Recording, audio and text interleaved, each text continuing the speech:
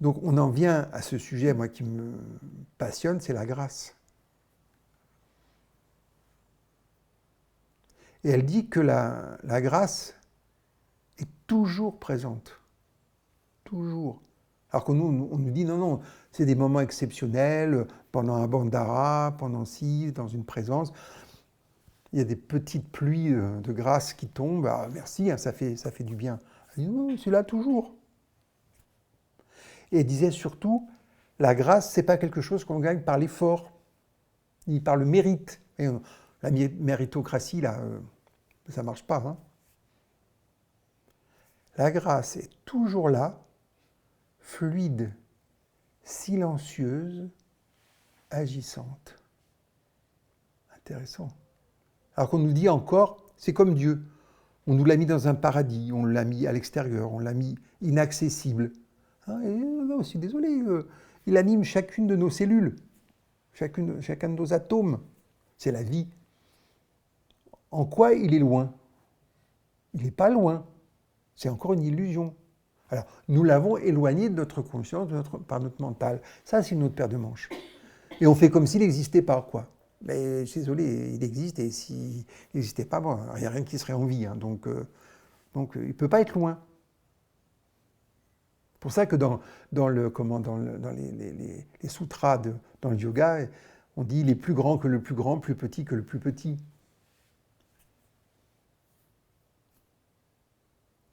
La grâce est comme la lumière du soleil. Elle brille toujours. Ce sont les nuages de ton mental qui t'en privent.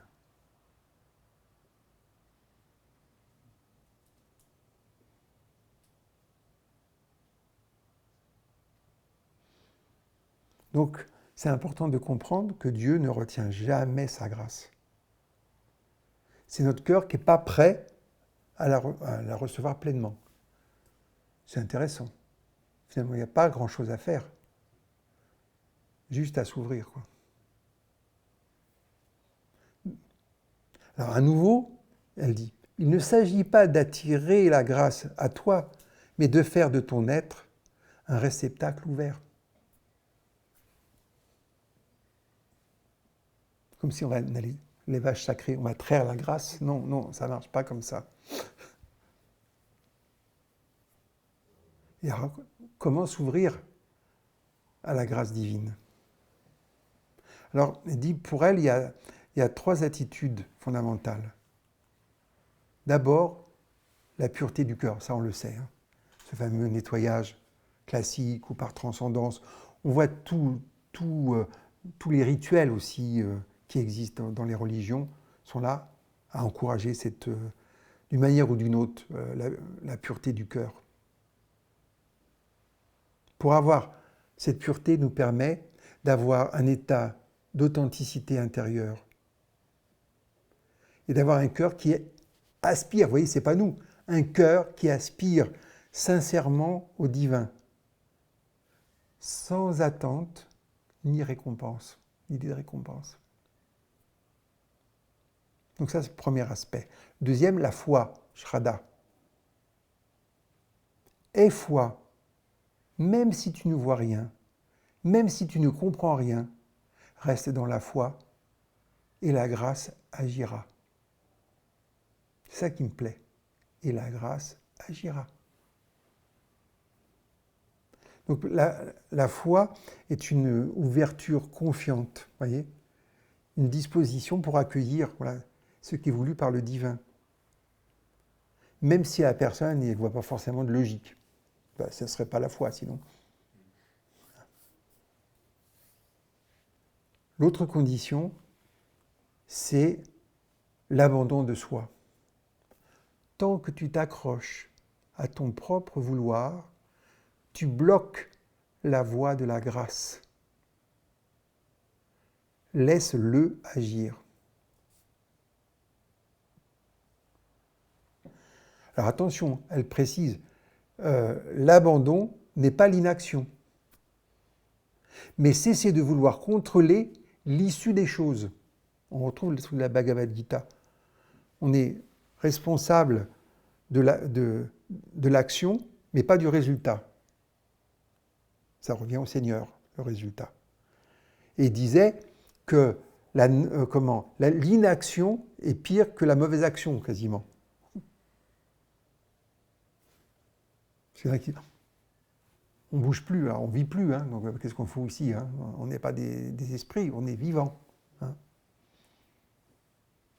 Donc en gros, ça consiste en quoi? Se remettre dans les mains du divin, avec la certitude que tout survient au bon moment, et que tout ce qui survient est une occasion d'éveil. La grâce peut accomplir en un instant ce que des années d'efforts ne peuvent produire. Pour tous les paresseux divins, allez-y. Cool. Je suis ouvert à la grâce. Après, il y a les effets de la grâce.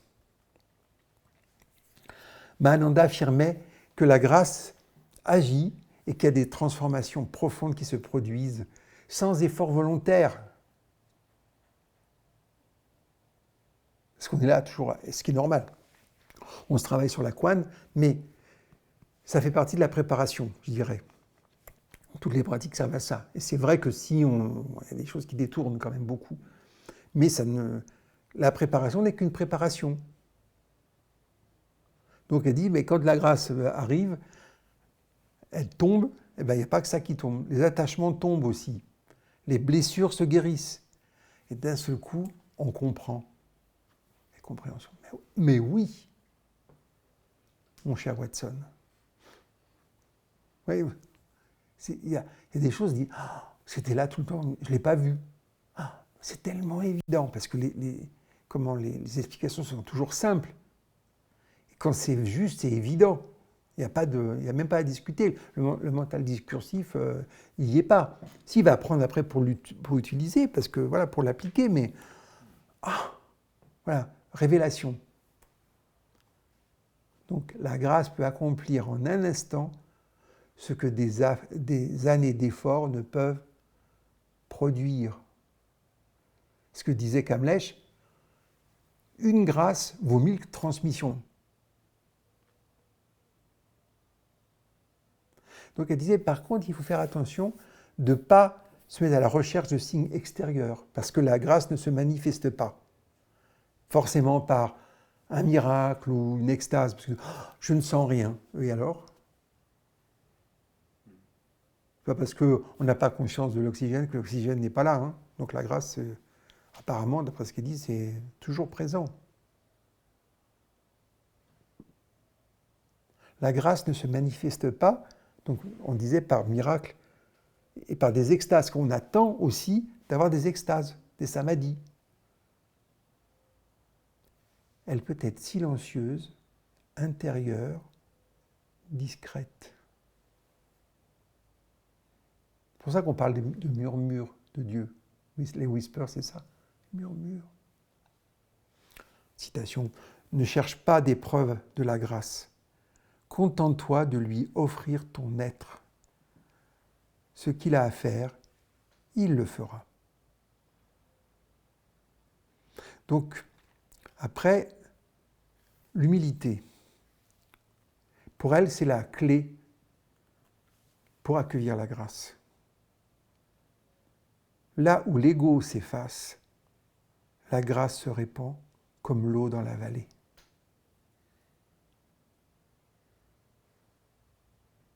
Ensuite, elle associe la grâce et le silence intérieur.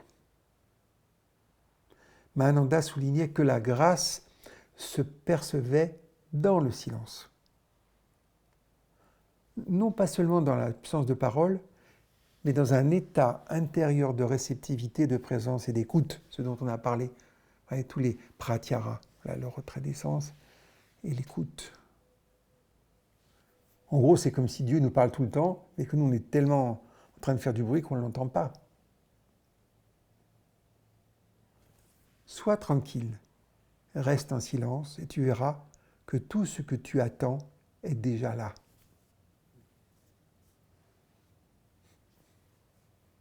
On a l'impression qu'il faut mettre un apport.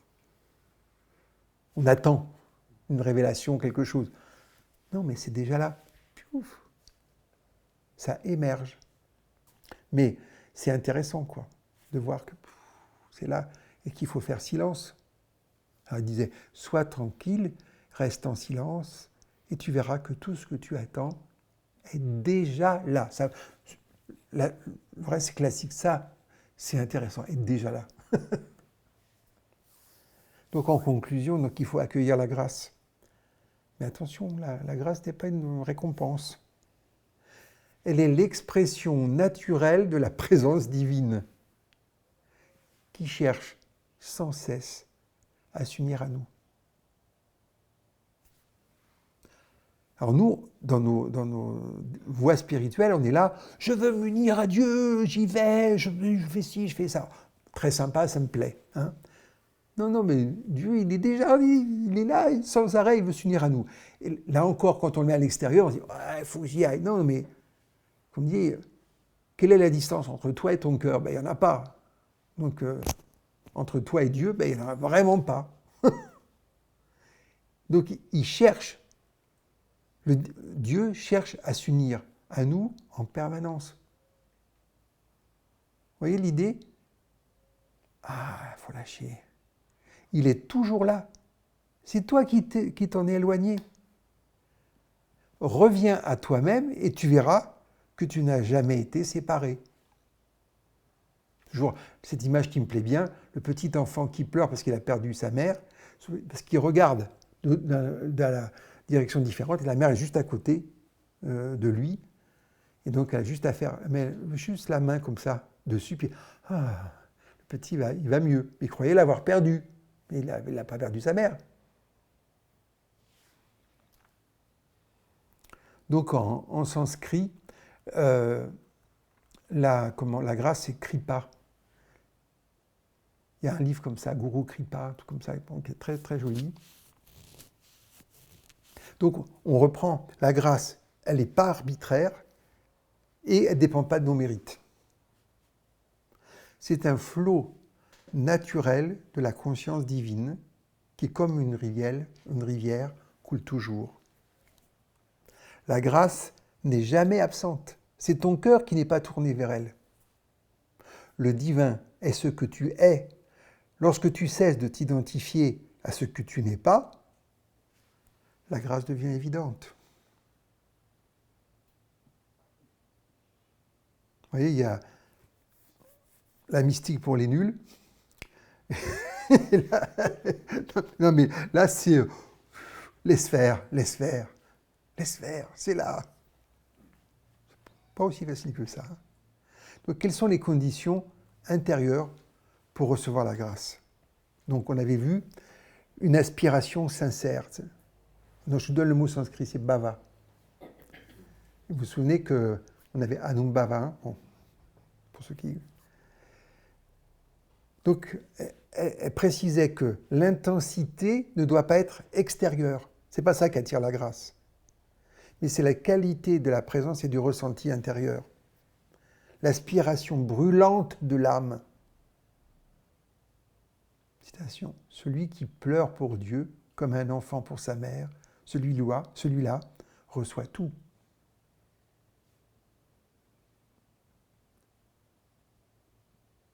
C'est cette soif, viraha s'appelle, le sentiment d'absence du bien-aimé divin qui crée l'ouverture. Et même quand on est en crise spirituelle, ça crée, en gros, tout est bon pour créer l'ouverture. Plus elle est profonde, plus la grâce afflue. Ton cri intérieur attire la réponse, mais il doit venir du fond du cœur, libre de tout désir personnel. Et on verra plus tard, elle dit que même les désirs spirituels sont des désirs. Donc le deuxième aspect, donc on avait vu l'aspiration sincère. Deuxième, l'humilité et la dépossession de soi.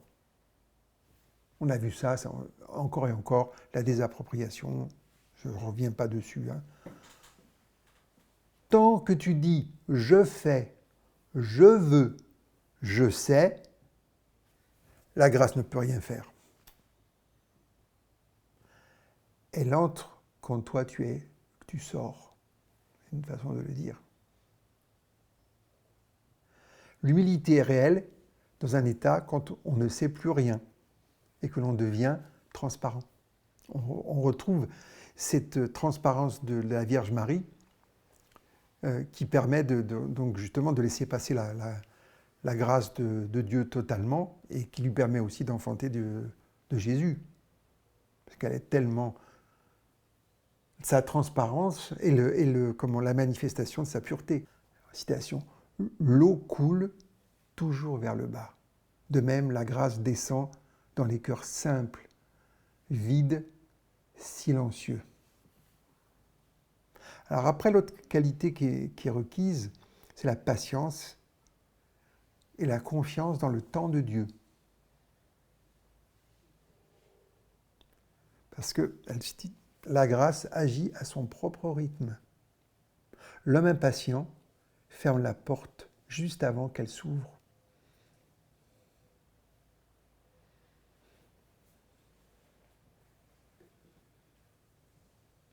Alors, on va regarder un peu pour elle quels sont les obstacles à la grâce.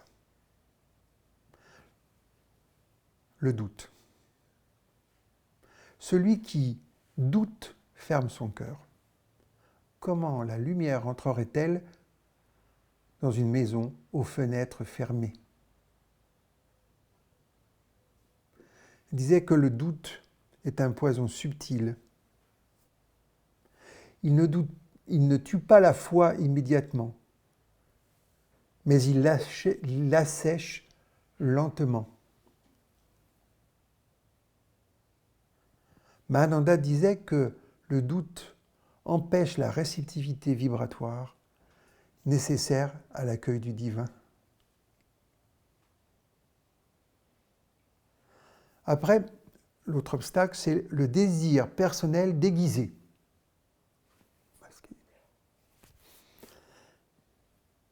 Tu pries pour recevoir ce que tu veux.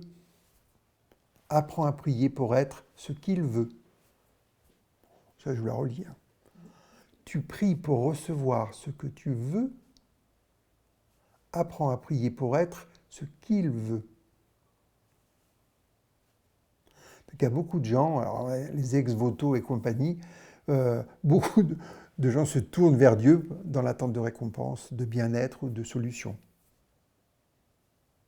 Mais ces désirs, ils sont toujours tournés vers l'extérieur, quoi. Donc ensuite, elle mentionne la rigidité mentale. L'esprit rigide, enfermé dans des concepts, ne peut pas recevoir. Le mental doit devenir souple comme l'eau. Dieu a dit tel verset, machin, ou tel... Tu, comme ça, comme si, pas autrement. Bon. Bon. Donc Mahananda ne prenait pas de foi dogmatique, mais une foi vivante, c'est ça, fluide, ouverte.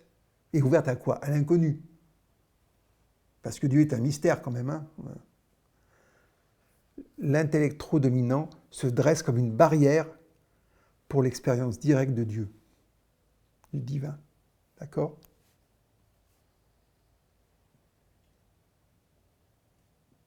Donc après, comment la grâce agit-elle? Donc la grâce agit souvent dans le silence, dans l'invisible. Citation. La grâce agit dans le silence, dans l'obscurité, dans la profondeur. Ne cherche pas à voir, ressent. Là, on est en plein dans notre Raja Yoga, dans notre façon de notre mystique. Voilà. On ne comprend pas Dieu, on l'expérimente. C'est ça qui est en nous. On ressent.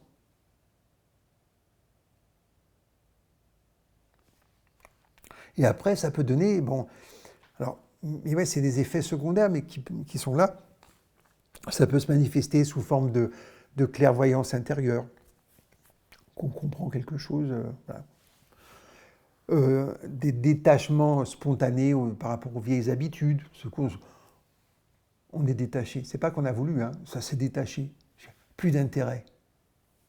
Ça, c'est intéressant. D'un seul coup, il y a une guérison de blessures du cœur. Quelque chose qu'on ne pensait jamais y arriver, que c'est pas possible, trop dur. Ça se fait. On fait des rencontres qui nous transforment, qui nous enseignent, qui nous illuminent. Puis après, ben, quand même, il faut être sympa avec nous. On peut ressentir tout ça dans la méditation ou le sommeil. Parce que dans la méditation, normalement, on ne résiste pas. Normalement. Et dans le sommeil, encore moins. Parce que pourquoi il y a beaucoup qui s'intéressent aux rêves au niveau spirituel? Parce que l'ego, il est plus actif. Ce qu'on retrouve aussi avec les personnes du 4e âge qui sont prêts à l'envol. Il y a un moment donné, les capacités cérébrales diminuent ou même disparaissent. Et il y a plein de tendances qui étaient actives, et même très fortes en vieillissant, elles se renforçaient. Ils n'ont plus de prise. Et donc il y a quelque chose de l'ordre du divin qui vient à ce moment-là aussi. Si vous les regardez, ils sont tout beaux. Ils ont quelque chose voilà, qui s'est allégé. Et je dirais, c'est là, c'est une préparation, une purification pour l'envol, pour que l'âme repasse dans cette autre dimension d'où nous venons, quoi. Une belle citation encore. Ce que ton mental appelle coïncidence, c'est souvent la main invisible de la grâce. Alors, que faire quand on ne sent pas la grâce? Il y a des disciples qui disaient « Mère, je ne ressens rien, je fais la pratique, mais je ne vois pas la grâce. » Elle répondait « Tu es déjà dans ses bras, mais tu bouges trop pour le sentir. Reste tranquille, ne juge pas ton état, continue à t'ouvrir. » La grâce ne peut pas être mesurée par l'émotion ou l'expérience. Elle peut travailler dans des moments de sécheresse, d'épreuve ou de nuit noire. Donc, ce qui est intéressant, c'est de considérer aussi la grâce comme une réalité ultime. Parce que nous, on voit que la pluie et les effets bénéfiques de la pluie, mais la source, c'est la réalité ultime. À ce moment-là, tout est grâce. Celui qui voit la main de Dieu dans tout ce qui arrive est déjà libre. Ouais, c'est pas « Oh oui, c'est la grâce de Dieu. Ouais, c'est dur aujourd'hui. » C'est pas ça, c'est... Voilà, si on se dit « Mais bon, c'est un peu pénible, hein. » Je veux dire, là, une situation est pénible, douloureuse, insupportable même. Mais si on sait que c'est une libération possible, ça change tout déjà, la façon de...